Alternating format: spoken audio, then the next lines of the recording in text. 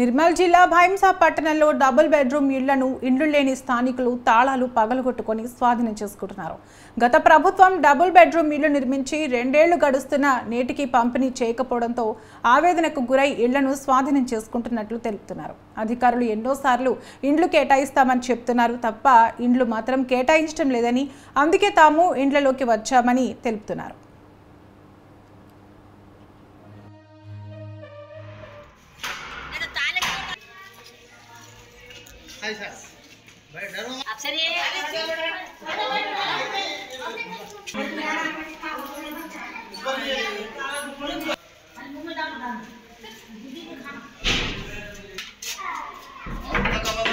अभी हम कहाँ भी जाने वाले नहीं है।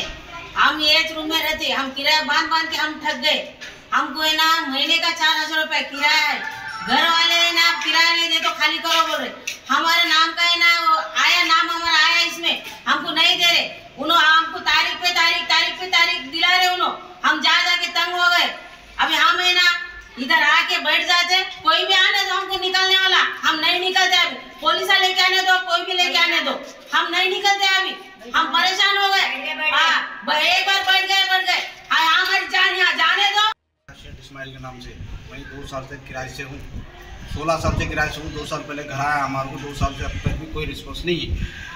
దానివల్ల ఇప్పటిదాకా మేము బాగా ఇబ్బందిలో ఉన్నాం.